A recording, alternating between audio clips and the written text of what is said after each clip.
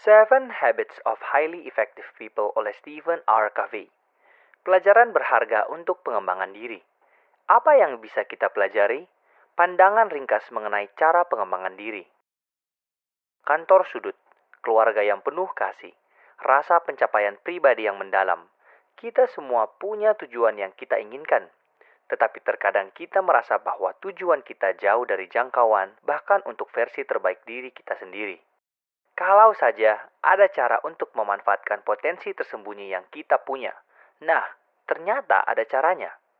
Untuk mendapatkan hasil maksimal dari dirimu dan hidupmu, kamu hanya perlu membentuk kebiasaan yang benar. Untungnya, seri kilas kali ini akan memaparkan 7 prinsip sederhana yang akan membantumu mencapai banyak hal. Dengan nasihat dan anekdot yang edukatif dari mereka, kamu akan belajar bagaimana cara mengendalikan rutinitasmu dan mengembangkan gaya hidup yang mengarah pada kesuksesan versi kamu sendiri. Dalam kilas ini, kamu akan belajar mengenai 1. Apa yang membuat hubungan manusia berbeda dengan permainan sepak bola? 2. Mengapa kamu harus membayangkan pemakamanmu? Dan ketiga, bagaimana cara untuk menjaga kapakmu agar tetap tajam? Untuk mencapai kesuksesan, kita harus mengembangkan kebiasaan yang searah dengan prinsip yang baik. Bayangkan kamu sedang pergi ke luar negeri untuk pertama kalinya. Jalanannya asing dan papan penunjuk jalan memakai bahasa yang tidak kamu mengerti. Bagaimana cara kamu menemukan jalan di sekitar? Bagaimana cara kamu sampai ke tempat tujuan? Jika kamu bertanya kepada orang asing di jalan, kamu akan mendapatkan beberapa tips seperti belok kanan atau naik bis ini. Dan pastinya, tips-tips itu mungkin membantumu dalam jangka waktu yang pendek. Tetapi pada akhirnya, kamu akan tersasar lagi. Strategi yang lebih efektif adalah dengan melihat peta, bukan? Dengan gambar yang akurat mengenai dunia di sekitarmu, kamu bisa menemukan jalan dengan mandiri, lagi dan lagi. Mengarahkan hidup juga sama.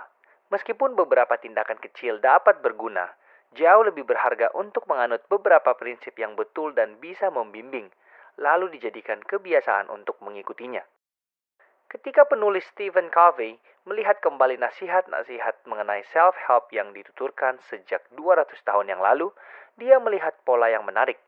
Ia menemukan bahwa sebagian besar nasihat mengikuti salah satu dari 2 paradigma yang ada. Yang pertama adalah etika kepribadian. Paradigma ini berpendapat bahwa kesuksesan datang ketika kita belajar serangkaian trik dan teknik. Paradigma ini menyatakan bahwa jika kamu berbicara dengan cara yang benar atau menyelesaikan tugas yang tepat, kamu akan mencapai tujuanmu. Nasihat ini menarik, tetapi seringkali menghasilkan perubahan yang terjadi hanya di permukaan dan tidak membuat perbedaan yang mendalam.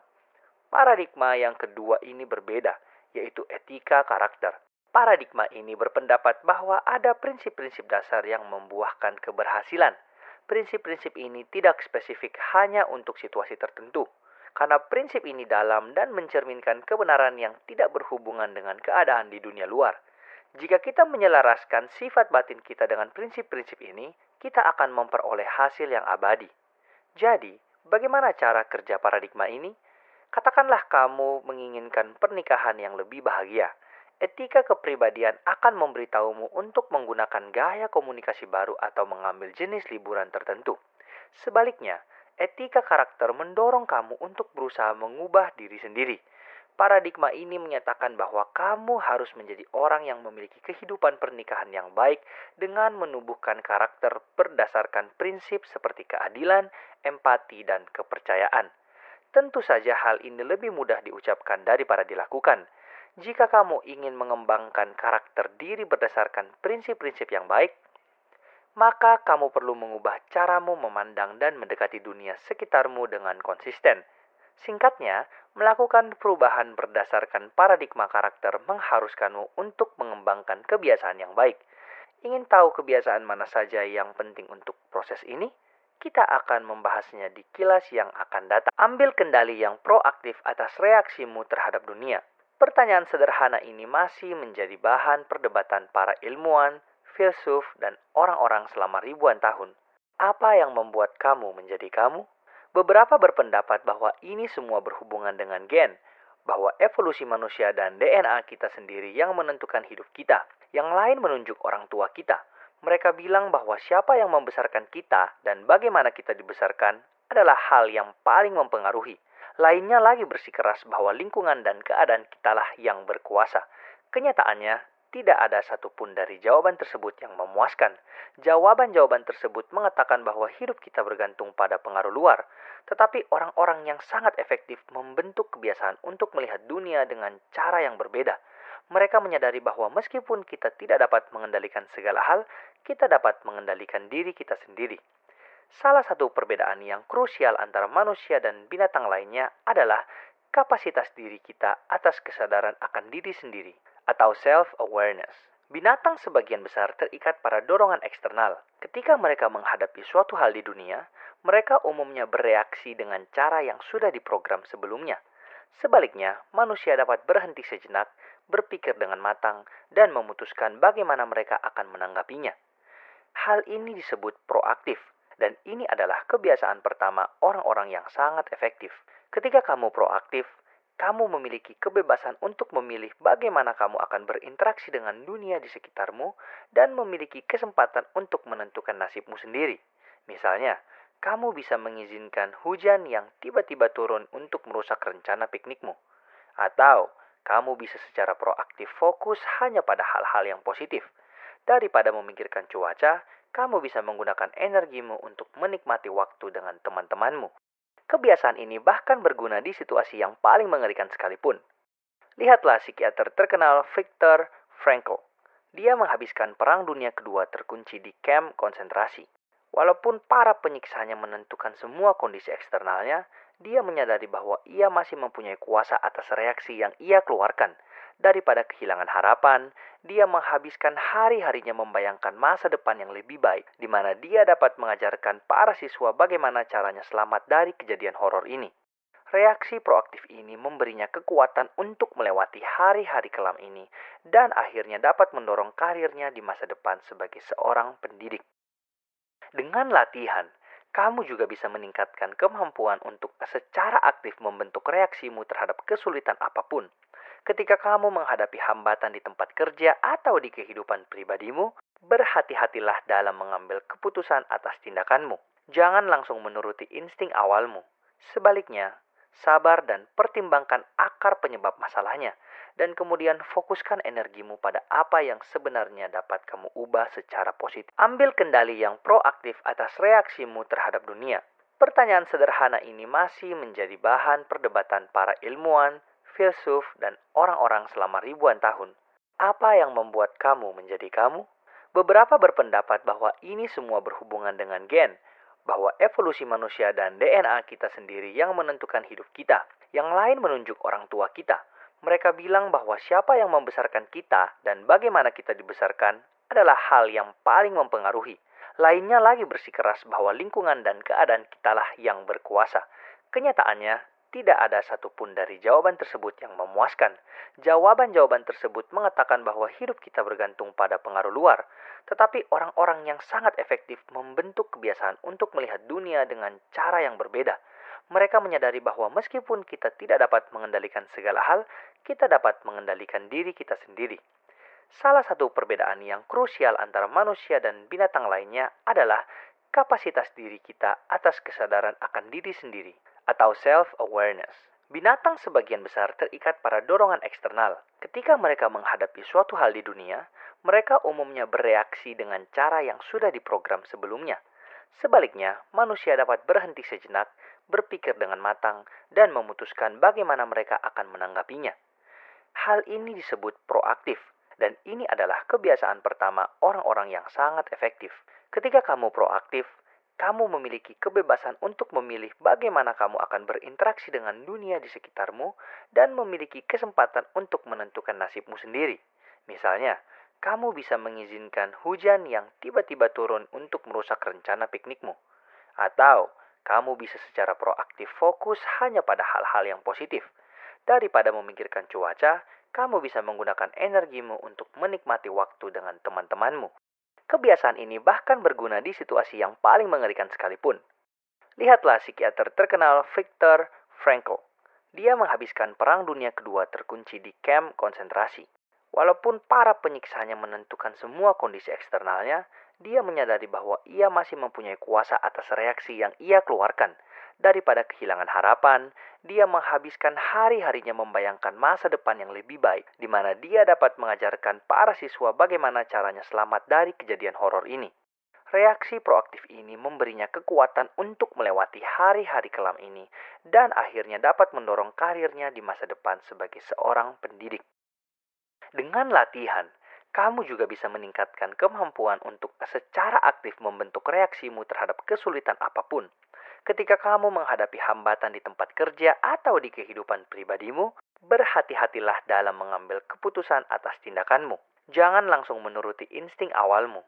Sebaliknya, sabar dan pertimbangkan akar penyebab masalahnya, dan kemudian fokuskan energimu pada apa yang sebenarnya dapat kamu ubah secara positif. Dahulukan yang utama. Jam 9 pagi di hari Senin, kamu sudah ada di kantor. Telepon berdering, printer macet. Kamu harus menulis laporan dan juga menyusun sebuah rencana proyek. Tapi bukan itu saja. Bosmu sekarang sedang mengetuk pintu dan ingin berbicara denganmu. Apa yang kamu ingin tangani terlebih dahulu?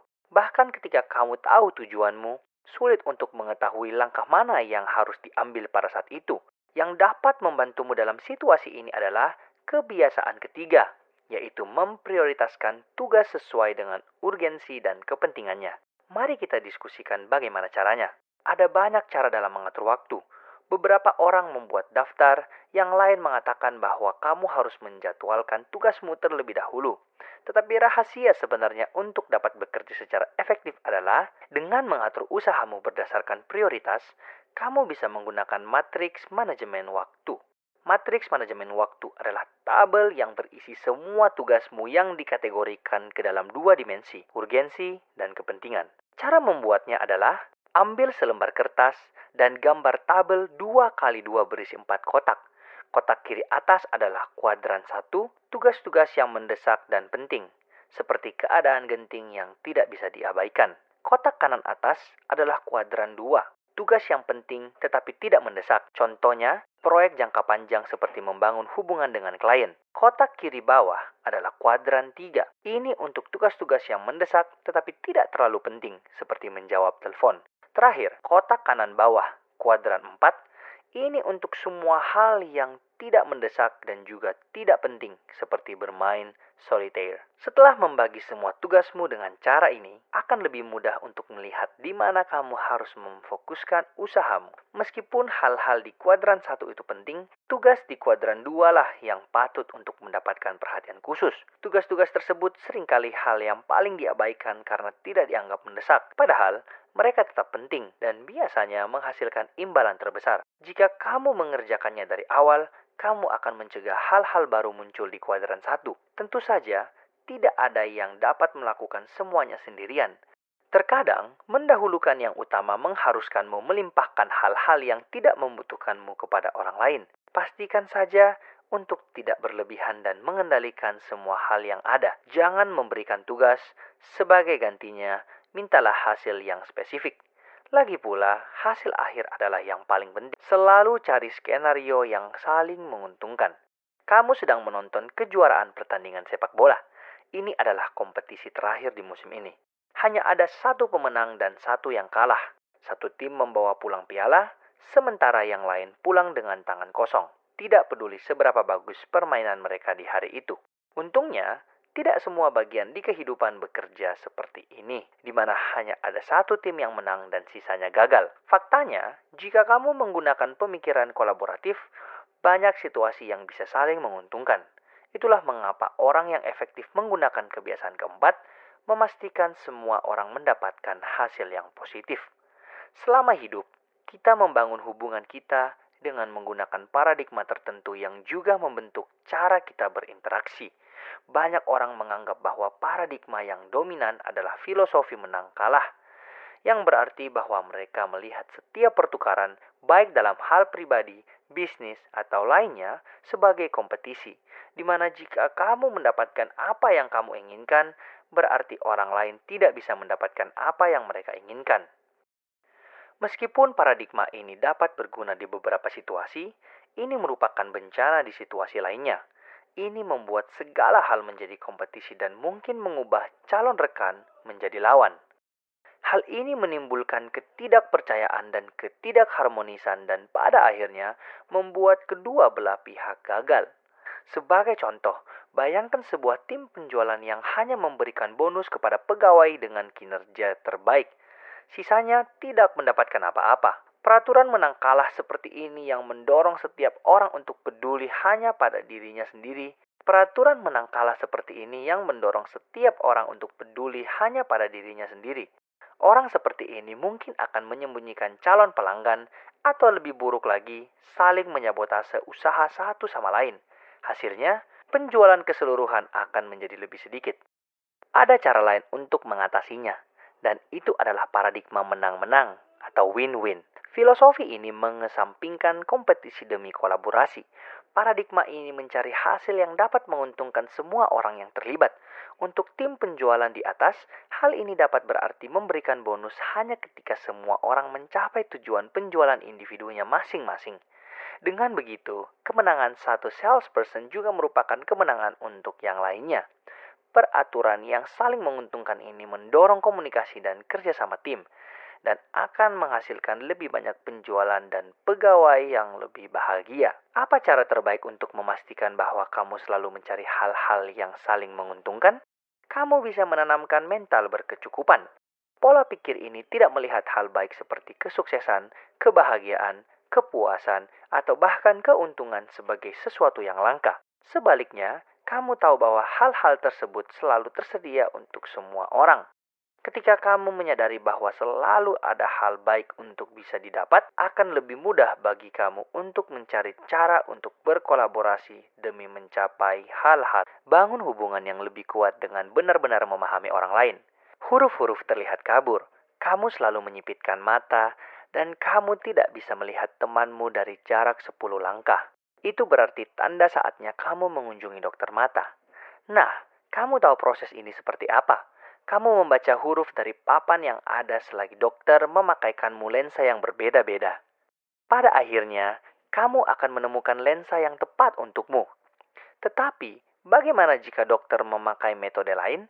Bagaimana jika, daripada mengetes matamu, dia dengan gampangnya memberimu kacamatanya dan berkata, "Kacamata ini bagus buat saya." Bagaimana jika, daripada mengetes matamu, dia dengan gampangnya memberimu kacamatanya dan berkata, "Kacamata ini bagus buat saya." Ya, penglihatanmu mungkin masih akan kabur, dan kamu mungkin akan mengunjungi dokter mata baru. Kedengarannya tidak masuk akal, tetapi ketika kita berkomunikasi, banyak orang bertindak seperti dokter itu. Mereka menawarkan solusi sebelum benar-benar memahami masalahnya. Orang-orang yang sangat efektif memakai metode yang berbeda, yaitu dengan kebiasaan kelima, mereka mendengarkan sebelum berbicara. Komunikasi yang baik adalah inti dari setiap hubungan yang bermakna. Sayangnya, kebanyakan orang hanya mengasah keterampilan berbicara mereka. Mereka lebih berusaha untuk dipahami. Bagaimanapun juga, itu hanyalah sebagian gambaran dari kenyataan yang ada. Untuk benar-benar menjalin hubungan yang mendalam, kamu juga harus dapat memahami. Dan untuk benar-benar memahami seseorang, kamu harus belajar untuk mendengarkan. Pastinya, maksud dari mendengar di sini adalah lebih dari sekedar mendengar, yaitu benar-benar memahami pikiran dan perasaan orang lain ke tingkat yang lebih bermakna. Cara terbaik untuk melakukannya adalah dengan berlatih mendengarkan dengan perasaan empati. Tipe mendengarkan ini mengharuskan kamu untuk menyesuaikan diri dengan perspektif orang lain, baik secara intelektual maupun emosional. Hal ini berarti mendengarkan perkataan orang tersebut, tetapi juga mengungkapkan sentimen yang lebih dalam dari. Hal ini berarti mendengarkan perkataan orang tersebut, tetapi juga mengungkapkan sentimen yang lebih dalam di baliknya. Salah satu cara dalam melakukan hal tersebut adalah dengan menahan diri untuk memberikan nasihat sampai kamu benar-benar memahami apa yang ia coba komunikasikan kepadamu. Jadi, daripada membalasnya dengan cerita kamu sendiri, cobalah memahami perasaan yang orang itu sedang ungkapkan kepadamu. Hal ini disebut reflecting. Dan kamu dapat melakukan ini dengan sederhana seperti mengatakan, "Itu sepertinya membuatmu frustasi," atau "Saya mengerti bahwa ini penting." Perkataan-perkataan tersebut membuat percakapan tetap terpusat pada orang yang ingin kamu pahami. Bagaimanapun juga, ini bukanlah jalan pintas atau sebuah trik. Agar kegiatan mendengar dengan empati ini dapat bekerja dengan baik, kamu harus memiliki perhatian yang tulus kepada orang lain. Tentu membutuhkan waktu, usaha, dan latihan untuk melakukannya dengan benar. Tetapi jika kamu mencobanya, orang-orang akan sadar dan menghargai perhatianmu. Dan lebih lagi, mereka juga akan membalas dengan empati dan rasa hormat. Seiring waktu, hubunganmu akan menjadi lebih terbuka, memuaskan, dan bermakna. Ciptakan sinergi yang kuat dengan mendukung pertukaran ide secara terbuka. Mari kita jalan-jalan lewat hutan. Tempat itu dipenuhi oleh kehidupan dan keindahan. Apa yang membuat tempat ini begitu hidup dan subur? Apakah burung-burung di pepohonan, semut yang sedang berjalan di atas tanah, atau mungkin pancaran sinar matahari yang melewati kanopi di atas kepala? Tidak, kami tidak memberikan pujian kepada satu elemen saja. Sungguh, semua elemen ini terhubung. Ini adalah rangkaian interaksi kehidupan yang kompleks yang membentuk ekosistem semacam itu untuk muncul dan berkembang. Dalam hubungan alam dan manusia, keseluruhan lebih baik daripada bagian-bagian terpisah yang dijumlahkan. Kita menyebut fenomena itu sebagai sinergi. Dan orang-orang yang sangat efektif selalu terbuka untuk menemukan potensinya dan menerapkan kebiasaan keenam ini. Mungkin sulit untuk mendefinisikan sinergi. Namun, dalam definisi sederhananya, sinergi adalah kekuatan kreatif yang muncul ketika orang-orang yang berbeda disatukan dalam keharmonisan. Setiap orang berbeda, dan setiap individu memiliki kekuatan dan kelemahannya sendiri. Sehingga ketika ada kelompok yang bekerja sama, mereka dapat memperkuat karakter positif satu sama lain sambil mengurangi karakter negatif yang mereka punya. Dan pada akhirnya melahirkan keseluruhan yang lebih baik. Hal ini dapat terjadi hampir di situasi apapun. Bayangkan sebuah kelas, tempat di mana siswa dapat berinteraksi dan bertukar ide dengan bebas. Apa yang akan terjadi?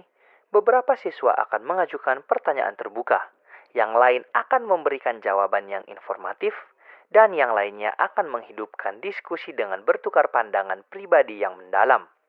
Pada akhirnya, kamu mungkin menyimpang dari topik pelajaran, tetapi semua orang justru akan belajar lebih banyak. Cara untuk mendorong energi sinergis adalah dengan menciptakan lingkungan di mana setiap orang merasa aman dan dihormati. Hal ini mengharuskan kita untuk membentuk kebiasaan lain, seperti menanamkan pemikiran yang saling menguntungkan atau win-win thinking, dan mencoba mendengarkan dengan empati. Ketika kebiasaan-kebiasaan ini dipraktikkan, orang akan lebih mungkin untuk berbagi ide, membangun kontribusi terhadap satu sama lain, dan menghargai keterampilan yang berbeda-beda yang dimiliki oleh orang lain. Hal ini berhasil dilakukan oleh David Lilienthal ketika dia menjalankan Atomic Energy Commission di Amerika Serikat setelah Perang Dunia Kedua. Dia mengumpulkan sekelompok orang yang sangat cakap. Namun, setiap ahli memiliki pendapat yang kuat dan terkadang berbenturan dengan pendapat yang lain. Jadi, Lilienthal menjadwalkan pertemuan kelompok selama berminggu-minggu supaya setiap anggota tim dapat saling berbagi harapan, ketakutan yang dimiliki, dan alasan mereka mengikuti program tersebut. Diskusi terbuka ini menciptakan atmosfer yang dipenuhi oleh kepercayaan dan pemahaman yang membuat sinergisme berkembang. Pada akhirnya, Atomic Energy Commission membentuk budaya yang sangat kreatif dan produktif. Luangkan waktu untuk merawat diri sendiri. Bayangkan dirimu sebagai penebang kayu yang bekerja keras. Setiap hari, kamu pergi ke hutan untuk menebang pohon. Beberapa pohon awalnya mudah ditebang. Potong, potong, potong, dan akhirnya pohon itu tumbang. Namun, seiring waktu berjalan, kamu mulai menyadari pola yang menggelisahkan. Setiap pohon membutuhkan lebih banyak ayunan kapak untuk ditumbangkan. Pada akhir minggu, menumbangkan satu pohon memakan waktu sepanjang hari. Apa yang salah? Sebenarnya kesalahannya cukup sederhana. Ketika kamu bekerja keras, kamu lupa untuk merawat alat-alat kerjamu. Kapak kepercayaanmu, yang dulu licin dan tajam, sekarang sudah tumpul dan tidak berguna. Seperti yang ditunjukkan oleh perumpamaan ini, bahkan pekerja yang paling bersemangat dan berdedikasi akan kehabisan tenaga jika mereka tidak beristirahat. Karena alasan ini, keberhasilan ketujuh dan yang terakhir dari orang-orang yang sangat efektif adalah istirahat dan menyegarkan diri. Ketika kamu berusaha untuk mencapai cita-citamu, adalah hal yang mudah untuk terjebak dalam kesibukan sehingga kamu lupa untuk memelihara dirimu sendiri. Tentu saja, hal ini merupakan kelalaian yang berbahaya, Karena tanpa tubuh, pikiran, dan jiwa yang terpelihara dengan baik, semua kebiasaan efektif yang lain akan mulai menderita. Jadi, sangat penting untuk mengalokasikan waktu dan energi untuk memperbarui diri secara terus-menerus di dalam 4 dimensi yang berbeda. Dimensi yang pertama adalah dimensi fisik. Maksudnya adalah merawat tubuhmu dengan olahraga yang teratur, nutrisi yang tepat, dan tidur yang nyenyak. Membentuk kebiasaan sehat ini akan memberikanmu daya tahan untuk terus melakukan kegiatan dalam jangka panjang. Dimensi kedua adalah spiritual. Memperbarui dimensi ini sama dengan berhubungan dengan diri sendiri, nilai-nilaimu, dan keindahan dunia yang ada di sekitarmu. Setiap hari, luangkan beberapa saat untuk merenung dengan tenang, berdoa, atau melakukan meditasi. Kamu akan memahami bahwa kegiatan-kegiatan tersebut membuatmu tetap fokus dan siap untuk menghadapi kesulitan yang akan datang. Dimensi ketiga adalah mental. Sama seperti tubuhmu, otakmu juga butuh olahraga rutin. Buat otakmu tetap tajam dengan selalu mempelajari sesuatu yang baru. Belajar keterampilan baru, baca buku baru, atau coba pelajari bahasa asing.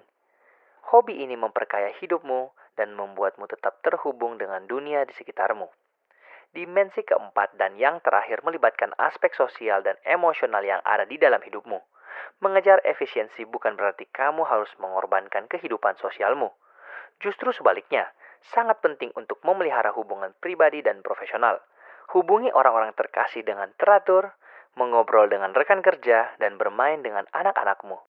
Jika kamu berkomitmen untuk memperbarui setiap dimensi ini, kamu akan terus-menerus menuai hasilnya.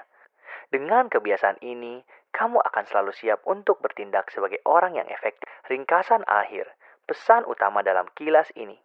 Perkembangan diri bukanlah tentang menghafalkan serangkaian jalan pintas dan trik yang hanya berfungsi di dalam situasi tertentu.